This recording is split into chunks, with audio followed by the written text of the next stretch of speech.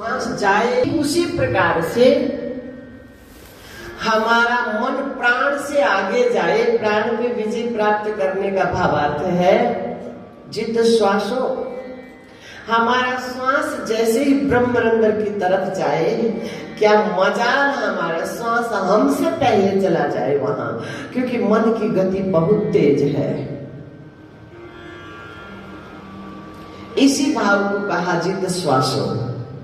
और कोई प्राणों से युद्ध थोड़े ही करना है, शरीर से युद्ध थोड़े ही करना है, इंद्रियों से युद्ध थोड़े ही करना है महाराज, विचारों से युद्ध थोड़े ही करना है, संघर्ष नहीं करना है। बस इनको लांघते हुए इनसे उस पार चले जाना है। किसी की बुराई करने लगोगे व्यवहारिक जगत में तो तुम आगे नहीं बढ़ पाओगे।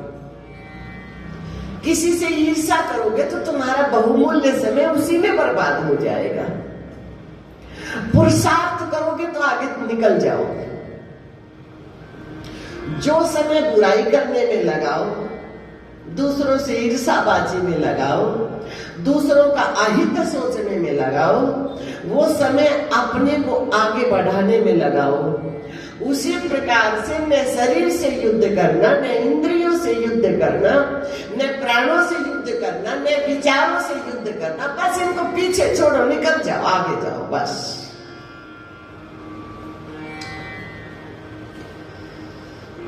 वहां गुरु चरण है। इन सब से आगे आ गया मन, सबसे ऊपर उठ गया मन, वहां गुरु चरण है। वो अभय पद है और उस शरीर में रहते रहते आज नगद कल उधार, कल पे नहीं, आज अभी इसी समय अधूनैव सुखी शांत बंध मुक्त भविष्य इसी समय। तो अभय पद को प्राप्त हो गया। महाराज परीक्षित जी का मन सम्मुख हो गया गुरु के। इस बात को सिद्ध कर दिया कि श्रोता वक्ता ज्ञान निधि कथा राम की गूढ़। अब ज्यादा बोलना नहीं पड़ता, बस मन से ही आदान प्रदान हो जाता है।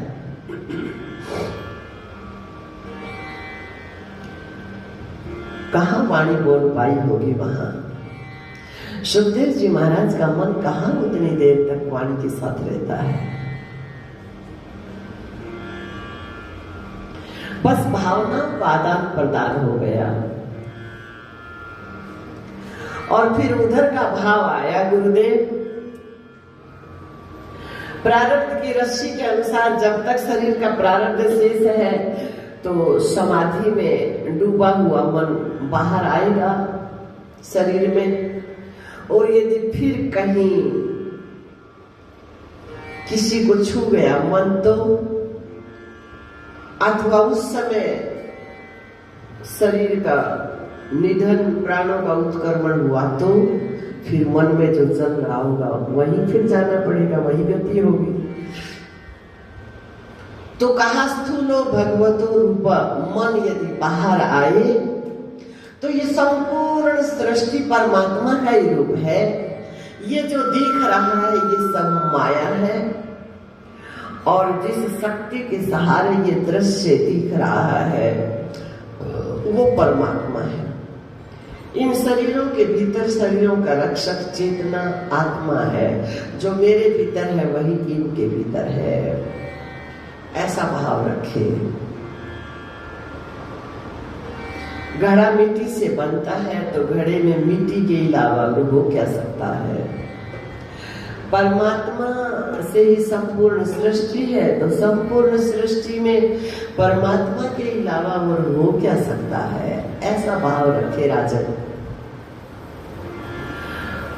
अब महाराज परीक्षित जियों के लिए कोई भी किसी भी प्रकार का भाव आदान प्रदान करने जैसी अथवा प्रश्न करने जैसी कोई बात नहीं रह गई है। जितने साधन जुटाए जाते हैं, जितने प्रश्न उठते हैं, जितने सदग्रंथ हैं, बस यहाँ पूर्ण हो जाते हैं। यहाँ तक पहुंचने के लिए ये सब साधन जुटाए जाते हैं और जब वहां पहुंच गए तो अब कोई प्रश्न उत्तर जैसी बात नहीं रह गई। लेकिन अभ्यास कर रहे हैं अथवा यूं कहो आने वाले जिज्ञासुओं का मार्गदर्शन कर रहे हैं, एक दीप जगा रहे हैं, एक प्रकाश फैला रहे हैं कि गुरुदेव व्यावहारिक जगत माना परमात्मा एक ही है, उन्होंने नाना रूपों की चतरिया ओढ़ी है, लेकिन किस कार्य में सफलता हेतु व्यावहारिक जगत है ना, किस कार्य हेतु भगवान के कौन से स्वरूप का चिंतन करें अथवा कौन से स्वरूप का सहारा मन को देकर और मन को उसी दिशा में ले जाए जहां संपूर्ण कार्यों की सिद्धि होती है। सावधान दया शरणो, बात मन को लगाने की है। कहा यदि विद्यार्थी की जिज्ञासा है मैं विद्या में उत्तीर्ण हूं, अथवा किसी जिज्ञासु की ऐसी जिज्ञासा है मैं परम विद्वान हो जाऊं, मुझे शास्त्रों का जो शब्द ज्ञान है उसमें मैं उत्तीर्ण हो जाऊं, तो उस मन को चाहिए, उस जिज्ञासु को चाहिए भगवान शिव के रूप की आराधना के माध्यम से अथवा भगवान शिव के रूप का सहारा मन को देकर और फिर मन को किधर ले जाए, इसी दिशा में ले जाए।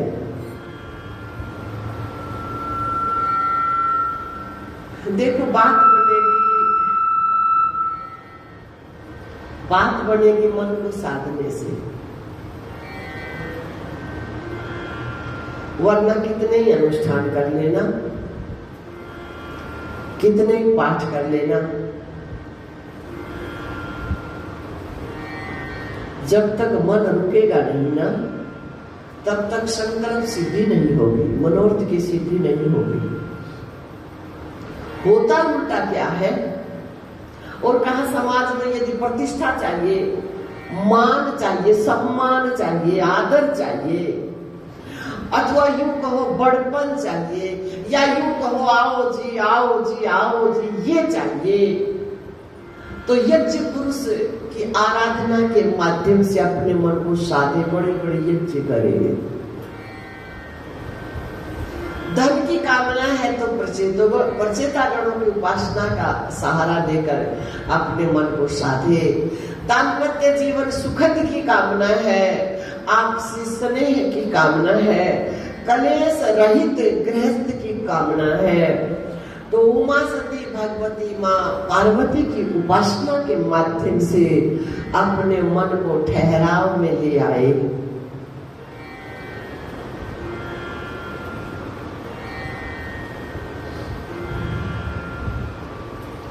युक्ति दी है, मन एकाएक निर्विकल्प में, निराकार में, बिना नाम रूप वाले में नहीं जा सकता। सबके लिए संभव नहीं है, ऐसा भी नहीं जा सकता।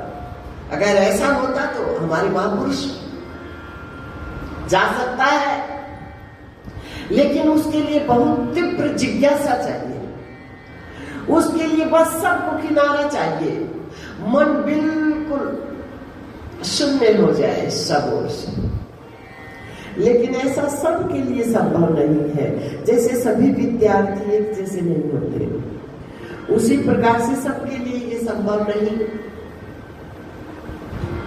तो युक्ति बताई है, जैसे किसी को कोई कलर पसंद आता है, किसी को कोई कलर वस्त्र का, किसी को कैसी सिलाई पसंद आती है, किसी को कैसी सिलाई पसंद आती है, उसी प्रकार से किसी मन को साकार का भगवान शिव का स्वरूप मन को आकर्षित करता है, कहीं भगवती का स्वरूप आकर्षित करता है, कहीं हनुमान जी का रूप आकर्षित करता है, कहीं गुरु का रूप आकर्षित करता है। ये सब रूप, देखो रूप से मन को बांधे नहीं रखना है, रूप का सहारा लेकर स्वरूप में जाना है। उस रूप के सहारे से मन को ले जाना कहाँ है? स्वरूप में, उनकी वास्तविकता में, जो वो हमारे भीतर बैठे हैं चेतना रूप से, उनका असली रूप जो इस कुटिया के भीतर है। मन को ले जाना इन रूपों के माध्यम से स्वरूप में ले जाना, ये सहारा है। जैसे हमने कहीं जगत के नाम रूप में अटका है मन, इस नाम रूप से जुड़ जाएगा तो उधर से मन हट जाएगा, ये युक्ति है। जैसे जगत में किसी एक नाते रिश्ते के पीछे मन हाथ धोकर पड़ जाता है, उसके बिना रह ही नहीं सकता, उसके बिना व्याकुल हो जाता है।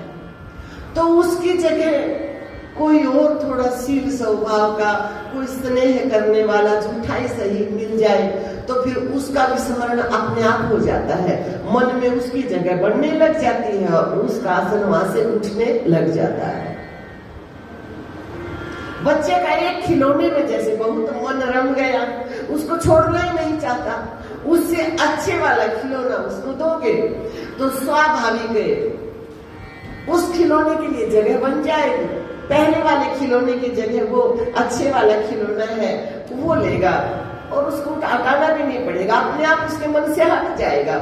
उसी प्रकार से जगत बैठ गया हमारे मन में, नाना रूप बैठ गए हमारे मन में, नाना नाम बैठ गए हमारे मन में, इतना विचलित हो गया मन, इतना व्याकुल हो गया मन, कुछ भी करने की योग्यता नहीं रही, मन की एक पागल जैसी स्थिति हो गई।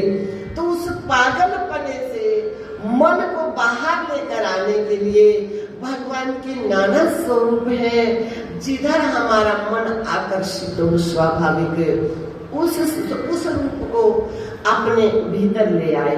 उस रूप का सहारा अपने मन को दोगे तो धीरे धीरे आलतू फालतू कचरे का विस्मरण हो जाएगा, उस रूप की स्मृति हो जाएगी और फिर धीरे धीरे उस रूप के सहारे से मन कभी ना कभी किसी न किसी पल कोई ऐसा क्षण घटेगा कि उसी रूप के सहारे से मन स्वरूप में उतर जाएगा और मनोर्थ की सिद्धि हो जाएगी। सधे हुए मन में, रुके हुए मन में आप व्यावहारिक जगत का भी कोई संकल्प करोगे वो भी पूरा हो जाएगा और शाश्वत सुख की भी अनुभूति हो जाएगी। आम के आम और गुठली के दाम। जैसे कथा सुनो, मन एकाग्र होने लगे तो मन नींद में जाने लग जाता है और नींद भी गहरी नींद में, गहरी नींद में और समाधि में ज्यादा अंतर नहीं होता। गहरी नींद में ये उठकर कहता है मैं बहुत सुख से सोया, पता ही नहीं कहाँ था। यदि पता नहीं तो अनुभव किसने किया? यहाँ अज्ञानता खड़ी रहती है, अज्ञानता, मैं जानता है। और समाधि में ये जानता है मेरा अपना आनंद, मेरा अपना स्वरूप है। बस इतना सा फर्क होता है। जो मन गहरी नींद में जा सकता है वो समाधि में भी जा सकता है, थोड़ी सावधानी बरते। तो कथा सुनते सुनते भी मन नींद की तरफ जाने लगे तो सावधान रहिए, नींद में न जाने, क्योंकि वो थक गया ना दुनिया से, दुनिया के व्यवहार से मन थक जाता है। और जब उसे कुछ अच्छा मिलता है, वास्तविकता से परिचय होता है तो उन सब का विस्मरण होता है और मन विश्राम की तरफ चलता है। लेकिन कथा में सावधान रहना चाहिए, नींद की तरफ न जाने दे मन को।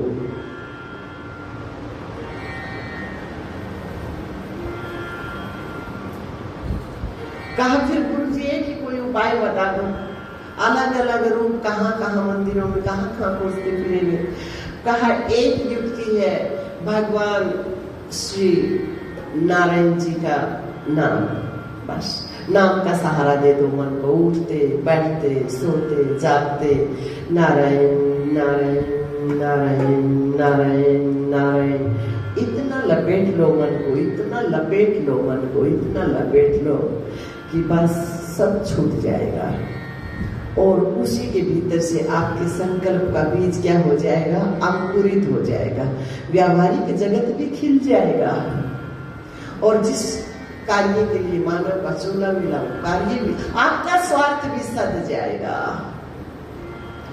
और नाते रिश्तों का स्वार्थ भी सद जाएगा।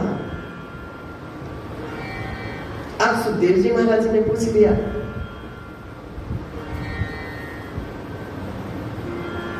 राजन देखो समझ लेना, एक ही बात को पक्का किया जा रहा है, शब्दों का फेरबदल है, प्रसंग भिन्न भिन्न है, लेकिन जनाया एक कोई जा रहा है। प्रयास वही है कि किसी भी मार्ग से, किसी भी गली से, आप लोग व्यवहार में कहते हो ना अपना काम निकलना चाहिए, किसी भी युक्ति से निकल जाए, भाई अपनी गली निकालनी है, कहते हो ना भाई आप लोग, अरे अपनी गली निकालो ना कैसे भी। तो वैसे यहाँ भागवत जी हमको अपनी बात बनाने के लिए, भाई तुम्हारी बात बन जाए जैसे तैसे, तुम्हारा मन सद जाए, तुम्हारे मन का भ्रम टूट जाए, तुम्हारा मन मुक्त हो जाए। मुक्त मतलब वो है तो मुक्त, उसको कोई बंधन है ही नहीं, बस मान्यता हो गई, झूठी मान्यता। ये झूठी मान्यता मन की मिट जाए, बस फिर ये जहां है जैसे है, आनंद ही आनंद है। कुछ ऐसे लोगों में रहना होता है व्यवहार में, जब उनको नहीं समझ पाते हो तो फिर व्यवहार अटपटा लगता है, तो खेद होता है, दुख होता है। और जब समझ लेते हो, भाई इनका तो स्वभाव ही ऐसा। एक भगत आया आश्रम में, बोले तभी इतनी गाली बोली, अरे गाली क्यों निकाल रहा, कहाँ गुरुजी, उसको पता ही नहीं मैं गाली निकाल रहा हूं, उसका स्वभाव ऐसा बन गया, अरे गाली क्यों निकाल रहा, वाणी को क्यों बिगाड़ रहा है, कहाँ गुरुजी, अगले को पता ही नहीं, अगले का स्वभाव ऐसा बन गया। फिर समझ में आया हूं इसको पता ही नहीं है, ये तो बस ऐसे ही बोलने जा रहा है। तो उसी प्रकार से एक बार व्यक्ति का स्वभाव पता लग जाएगा ना, जिस समाज में आप रहते हो, एक बार पता लग जाए, फिर आपका मन दुखी नहीं होगा, पता है इनका स्वभाव ऐसा ही, अपने अपना काम करो ना नारायण। उसी प्रकार से एक बार हमारा भ्रम मिट जाएगा ना, एक बार भूल मिट जाएगी ना, एक बार रैचुंगा टूट जाएगा ना, एक बार दिशा भ्रम मिट जाएगा ना, बस फिर रहे जगत में रहे, संन्यास में रहे, गृहस्थ में रहे, वानप्रस्थ में, जहां मर्जी रहो, सीधी सी बात है, वही कल्याण है। और नहीं तो वही चाहे बाबा जी बन जाओ। अभी कह रहा था भाई मैं गुरु दीक्षा तो ले ली अपनी घरवाली को, बाबा बन जाऊं, मैं कहता तू कह दे ये बनने वाला नहीं है, ये कहने वाला, बनने वाला कहता नहीं है, हमारा तो आग लगा देता है, कहता नहीं आग लगाऊं आग लगाऊं, आग लगा लेता है।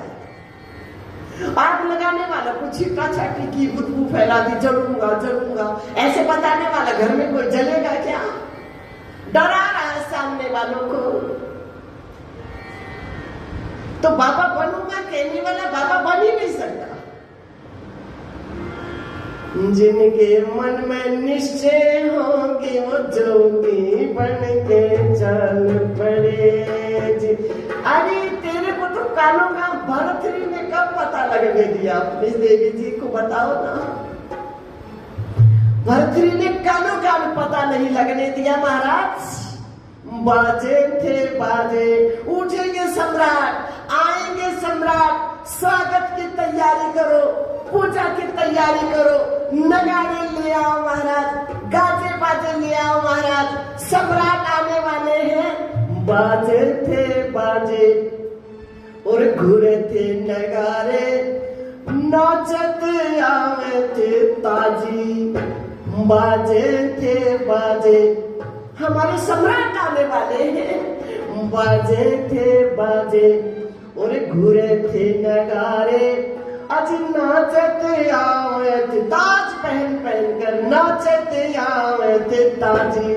और योगी हुए को सब जग जाने, योगी हुए को सब जग जाने, वो गंधर्व सुत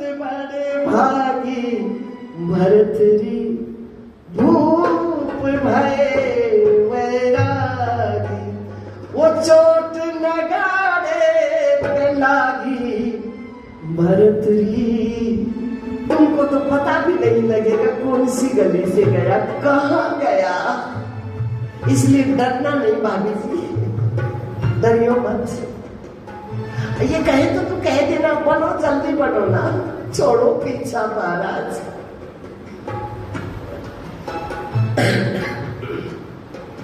मन से साधु बन जाओ, मन को साध लो। साधु मतलब मन को साध लो। किसमें साध लो? अपने स्वरूप। ये नहीं कि गूंगे बहरे बनकर बैठ जाओ।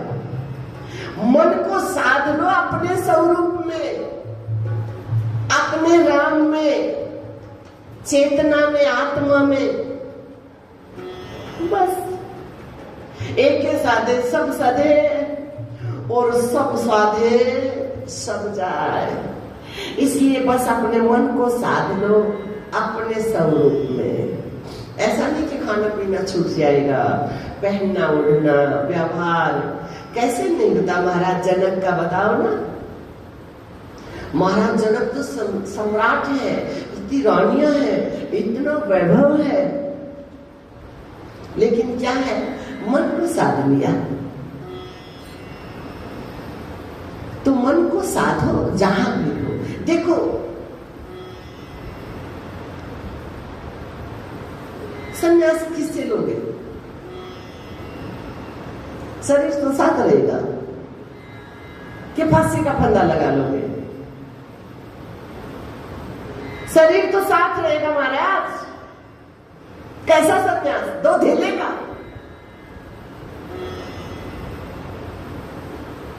शरीर तो बदलता रहेगा महाराज, बूढ़ा जवान, बचपना, कुमार, बीमार, रुग्ण, स्वस्थ, हष्ट पुष्ट, दुबला पतला, काला गोरा, बदलता रहेगा। ये तो कैसा सन्यासी महाराज? सन्यासी का भी बदलता है क्या? सन्यासी का एक रस होता है। तो शरीर को, इस पिंड को लीजिए, भाग जाओगे पहले, हो गए सन्यासी। इस शरीर में रहते रहते इस शरीर से अछूता हो जाए तुम्हारा मन, तो तुम सन्यासी हो जहां भी हो।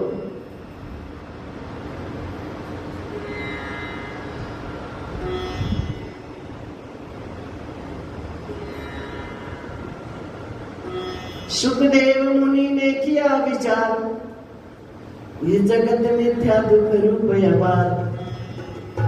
शरीर की पकड़ मन के लिए अथाह दुख के सागर में ले जाने वाली है मेरे भाई।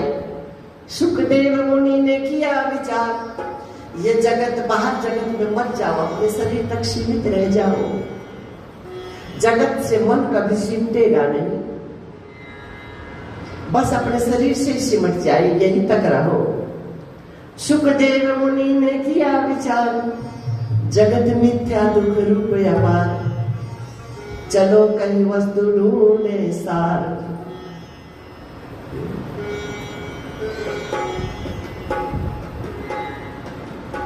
तो सार क्या है? आपका अपना स्वरूप। वो इस शरीर के भीतर ही है और वो आप ही हो, बस भूल मिटाने का। फिर जहां मर्जी ये शरीर रहे, इसको जहां मर्जी रखो। लाल कपड़े पहनने को मन करे तो भाभी के पास बहुत चुनरी होंगी, लपेट लेना, भाव पूरा हो जाएगा। तब सुखदेव जी महाराज इसी संशय की निवृत्ति कर रहे हैं। राजन, यही बताने कौन सन्यासी है,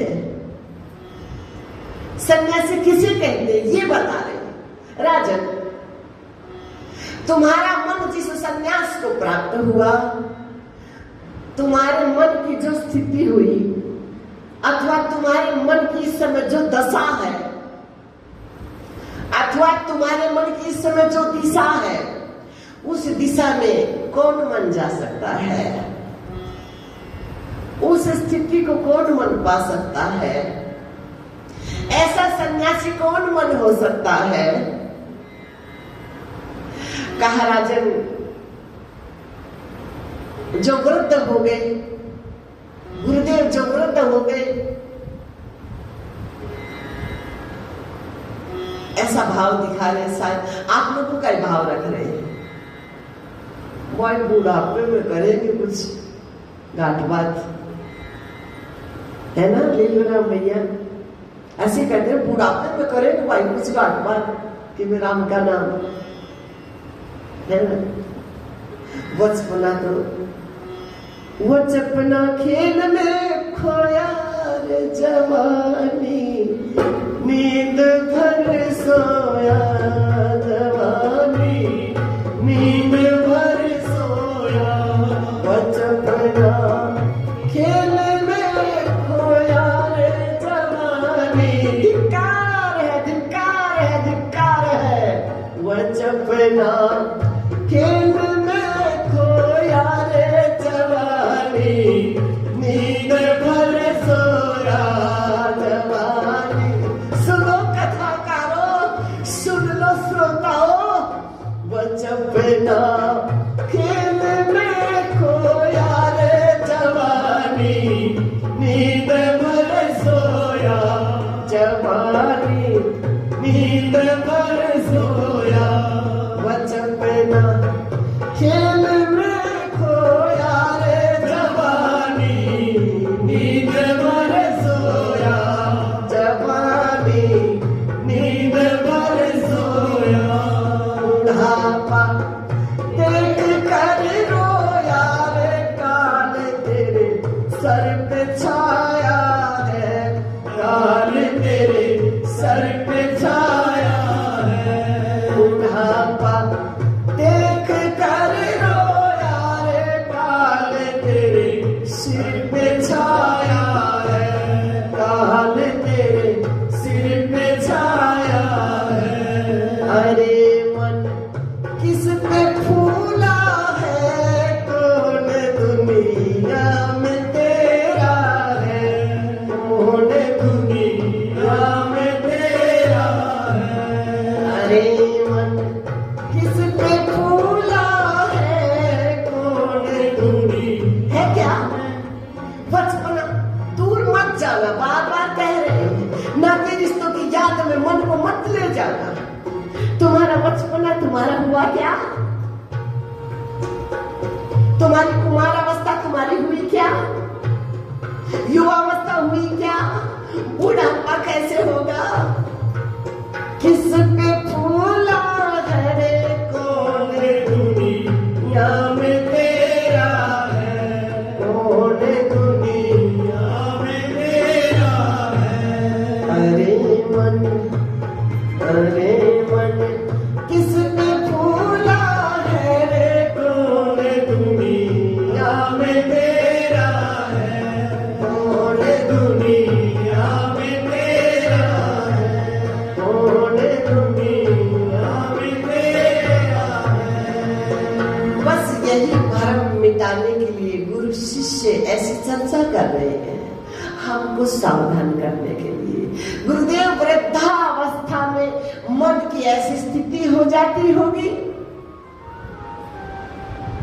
भगवान की करुणा का पात्र मन हो जाता होगा, लग जाता होगा भगवान में, बरस जाते होंगे भगवान। नहीं राजन, ऐसी तो बात नहीं है। यदि ऐसा होता तो 5-5 वर्ष के ध्रुव और प्रहलाद तो वंचित रह जाते उनकी अनुकंपा से, उनके अनुभव से, उनकी बारिश से, उनकी करुणा से। तो फिर गुरुदेव जिनका जन्म ऊंचे कुल में होता है उनकी बात बन जाती होगी। ऐसी भी बात नहीं है राजन, विदुर जी तो दासी पुत्र रहे। तो फिर गुरुदेव जो धनवान होंगे उनकी बात यूं कह रहे हैं, ऊंचे कुल में आकर मन शायद ठहर जाए, है ना। धनवान हो, अच्छा सा धन मिल जाए तो शायद मन ठहर जाता होगा। हमारे पास नहीं है इसलिए हमारा मन चलायमान है। हम विद्वान नहीं है, शायद हम विद्वान होते तो हमारा मन ठहर जाता। सुखदेव जी महाराज गए, गजेंद्र कहीं विद्वान नहीं थे, सुदामा कहीं धनवान नहीं थे, कुब्जा कहीं सुंदर नहीं था कुब्जा का रूप। कहने का तात्पर्य है, इन सब बातों के पीछे मन को मत भटकाओ, मन को ये झूठी दिलासा मत दो। इसके बाद विश्राम करेंगे, इसके बाद विश्राम करेंगे, ऐसा होने के बाद विश्राम करेंगे। ये ऐसा ही हो जाएगा जैसे कोई घुड़सवार जा रहा था खेतों के मार्ग से, पगडंडियों से। कोई किसान भाई ने एरट चला रखा था, पहले बैलों से चलता था ना एरट, पानी सींचने के लिए खेतों में वो चक्कर लगाते थे बैल, और वो डब्बे भर भर आते थे और पानी की सिंचाई करने के लिए नाले में गिराते रहते थे। वो घुड़सवार ने घोड़ी को रोका और पानी पिलाने का प्रयास किया, तो वो जब वो रैट चले तो चर्रट चू की आवाज आई। घुड़सवार ने किसान से कहा, भाई थोड़ी देर ये चर्रट चू बंद कर दो, मैं घोड़ी को पानी पिला लूं। बोले भूल क्यों करते हो नादान मेरे वीर, चर्रट चू रुक जाएगी तो पानी बंद हो जाएगा, फिर कैसे पिलाओगे? यदि आप अपनी घोड़ी को पानी पिलाना चाहते हो तो इसे चर्रट चू में पिला लो। उसी प्रकार से अपने मन की दिशा भ्रम, अपने मन का भ्रम मिटाना है, अपने मन को ब्रह्मानंद का नीर पिलाना है। तो जैसी परिस्थिति है, जैसी अवस्था है, जहां है उसी परिस्थिति में उसी समय झट इति अपना काम बना लो, कल पे मत छोड़ो। महाराज ये भ्रम मिटा रहे हैं कि राजन ये जितनी बातें कही हैं इन सब में कोई सहयोगी नहीं है, ठीक है ना। इसमें कारण है मन, इनमें रहते ये है तब भी कोई विरोध नहीं है, और ये सब नहीं है तब भी कोई बात नहीं है। इसलिए इसमें कारण आपका मन है। बस इन सब के मध्य में रहते, ये सब होते हुए अगर नहीं होता तो महाराज जनक का मन कैसे पहुंचता वहां? ये सब होते हुए, ये सब न होने के बाद यदि न होता तो फिर देखो गजेंद्र हैं, कुब्जा हैं, विदुर जी हैं, और कितने हो गए महाराज।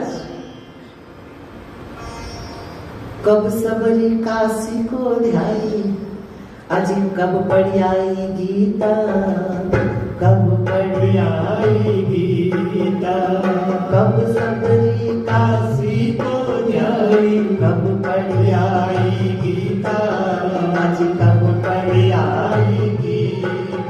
अजी ताके बेर दिसंबर खाए, ताके बेर दिसंबर खाए, मेघ शर्म ना गीता, हर साचे दिल के गीता, साचे दिल के गीता, हर साचे दिल के गीता। आज कब कर माने थाल परोसा, कब कर माने थाल परोसा, कब सी चौका कीता, आज कब सी चौका कीता।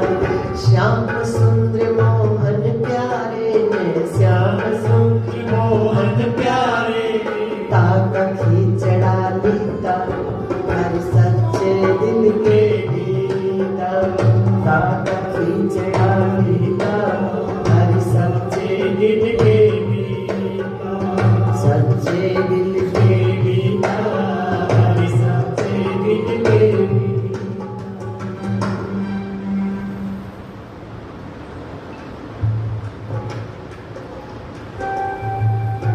तो सुखदेव जी महाराज परीक्षित के माध्यम से दोनों गुरु शिष्य हमको यही उपदेश बता रहे, ये सब है तब भी कोई हानि नहीं है, तब भी कोई हानि नहीं। बस आप हो, आपके होने बने का आपका मन अनुभव कर जाए, बस आपका ये स्वरूप है, आपकी ये दिशा है। तो पक्का करने के लिए विदुर जियों का प्रश्न उठाया कि देखो क्यों उठाया, विदुर जी का प्रश्न क्यों उठाया। और बहुत ऐसे भक्त हुए जिन्होंने ऐसी परिस्थिति में परमात्मा की करुणा का अनुभव किया। विदुर जी का प्रश्न इसलिए उठाया कि सब की सब बातें एक जगह है। जितनी बातें बोली गई, वृद्धावस्था, सौंदर्य, ऊंचा कुल, धन, विद्वत्ता, सब है यहाँ। विद्वत्ता गुरु द्रोणाचार्य जैसे हैं, आयुव्रत भीष्म पिता महाराज जैसे हैं, धन का कोई अभाव नहीं, सौंदर्य का कोई अभाव नहीं, ऊंचा कुल है। तो कहने देखो राजा सब एक पक्ष में है। किसके पक्ष में? दुर्योधन के पक्ष में सब। और दूसरी तरफ करुणा का पात्र कौन बना? परमात्मा की करुणा की अनुभूति किस मन को हुई? दूसरी तरफ विदुर जियों का मन है। दुर्योधन के मन ने इन सब बातों को पकड़ा हुआ है और विदुर जी भी है तो वही, ऐसा नहीं है। भीष्म पिता महाराज जी भी विदुर जी को बहुत स्नेह करते हैं, गुरु द्रोणाचार्य जी भी बहुत स्नेह करते हैं, बहुत आदर देते हैं। वहां की कोई भी सांतरी को वो अगर लेना चाहे तो कोई रुकावट नहीं है।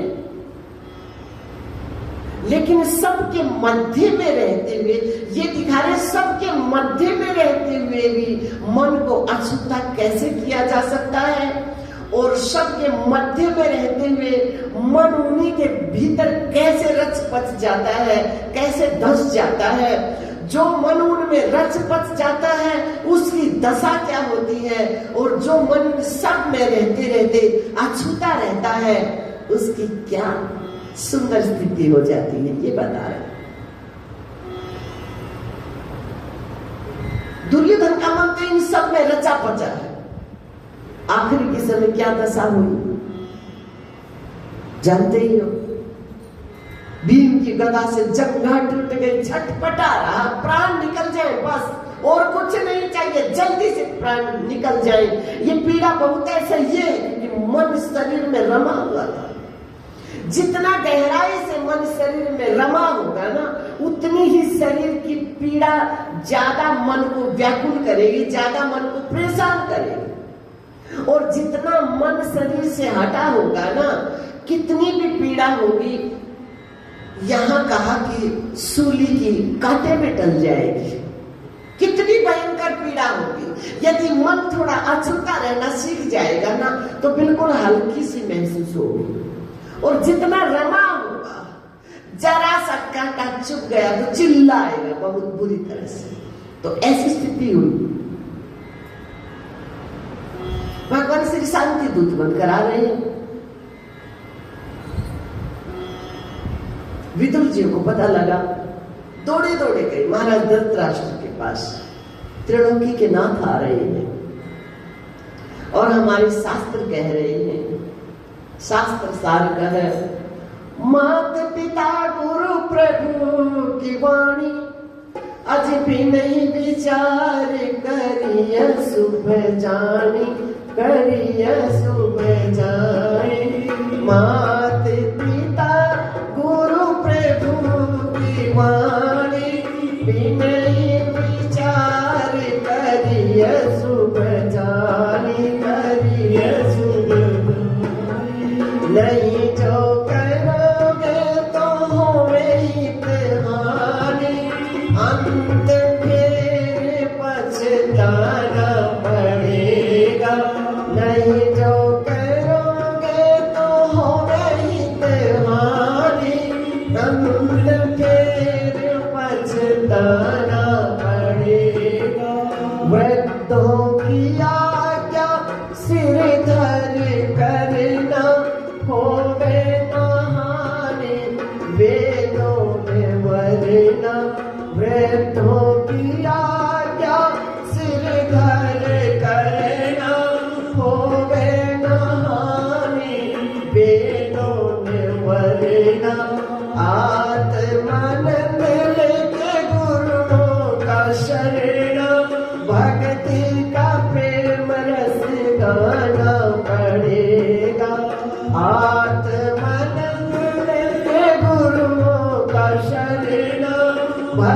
जी का प्रेम रस गाना पड़ेगा भैया, ये कष्ट उठाना पड़ेगा, भरत अवध में जाना पड़ेगा भैया। ये नहीं जाना चाहते, नहीं जी पाएंगे, लेकिन आदेश है बड़ों का भैया, ये कष्ट उठाना पड़ेगा, भरत अवध में जाना पड़ेगा भैया, ये कष्ट उठाना पड़ेगा, भरत अवध में जाना पड़ेगा। तो कहा त्रिलोकी के नाथ आ रहे हैं, वो जैसा कहे मान लेना। मैं तो मान लूंगा विदुर भैया, लेकिन दुर्योधन को भी थोड़ा समझा दो। नहीं महाराज, मंत्री का कर्तव्य राजा को सलाह देना, आपके परिवार तक जाने का हमारा कोई अधिकार नहीं है, लेकिन सावधान महाराज धृतराष्ट्र, शरीर के किसी हिस्से में कोई भयानक बीमारी हो जाए, वैद्य कहे इसको निकलवाना पड़ेगा। यदि पूरे शरीर की रक्षा चाहते हो तो क्या करोगे? न चाहते हुए भी प्राणों की रक्षा के लिए और शरीर पूरे की रक्षा करने के लिए निकलवा देंगे। उसी प्रकार से तुम्हारा जो दुर्योधन है, ये कोई भयानक बीमारी से कम नहीं है, समझ जाओ महाराज। सुन रहा था, दुर्योधन दौड़कर आया और विदुर जी का ऐसा अपमान किया, ऐसा अपमान किया। विदुर जी ने वही दहलीज पे धनुष रखा, वृद्धों को उपदेश देते हुए कि जब बच्चों का ऐसा बर्ताव दिखे बस सुटक जाओ महाराज, समय रहते रहते नमो नारायण आए, अपनी दिशा बदल लो समय रहते रहते। दहलीज पे धनुष रखने का मतलब है अब किसी पक्ष की तरफ नहीं गए। ऐसा नहीं कि पांडवों के पक्ष में चला जाऊं, इधर नहीं, लुढ़ के नहीं, बस अब तो दोनों मार्गों को चीरते हुए तीसरा मार्ग जो बीच का है उधर जाऊंगा।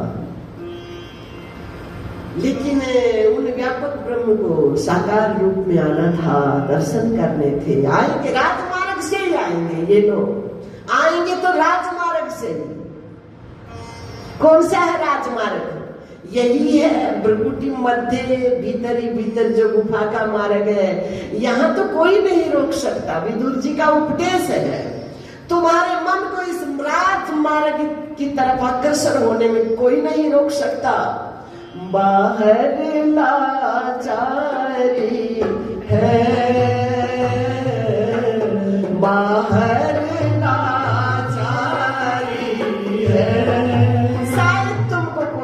शारीरिक दृष्टि से न जाने दे, लेकिन ये मार्ग तो स्वतंत्र है और भगवान ने आपको परम स्वतंत्रता दी है।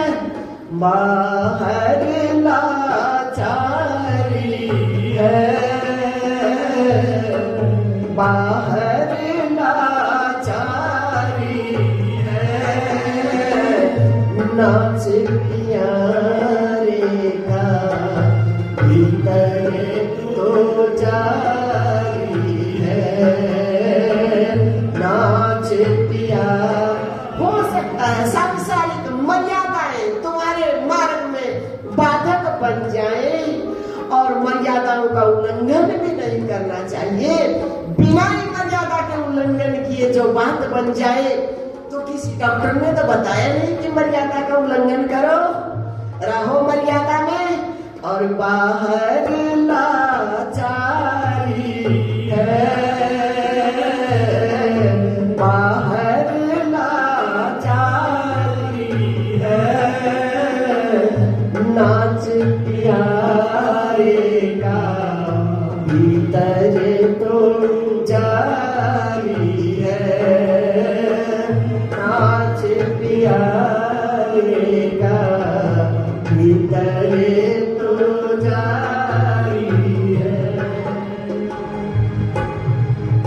उपदेश देते हुए विदुर जी महाराज विदुरानी जी से कहा, भगवान आएंगे, राजमार्ग में दर्शन कर लेंगे, ठीक है।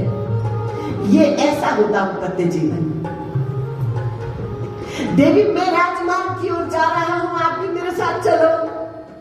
इसे कहते हैं दाम्पत्य जीवन।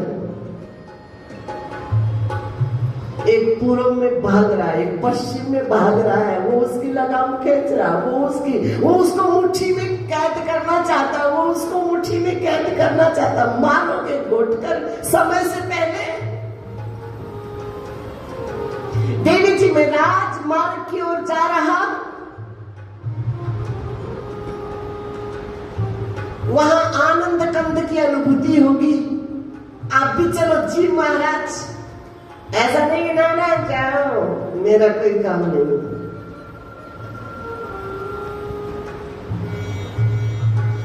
आ गए दोनों के मन कहाँ आए, राजमार्ग पे आए। और उधर दुर्योधन धृतराष्ट्र ने कहा आज खुश हो जाएंगे ना द्वारकाधीश, तो कल युद्ध तो पक्का होने वाला है। ये राजनीतिक दाव पेच है दुर्योधन, सीख नहीं तो कैसे सफल होगा। छल बल से जैसे तैसे ठीक है, तेरा मन में है ये ग्वाला है, इससे अधिक कुछ नहीं है, लेकिन कम से कम दिखावा तो कर, नाटक तो कर, आओ भाव कर। अच्छा ऐसी बात है पिता महाराज, फिर तो ऐसा स्वागत करोगे, क्या बात है, लो महाराज। और भगवान कह रहे हैं मेरी जू गाने गप्पों से नारी जू गाने गप्पों से नारी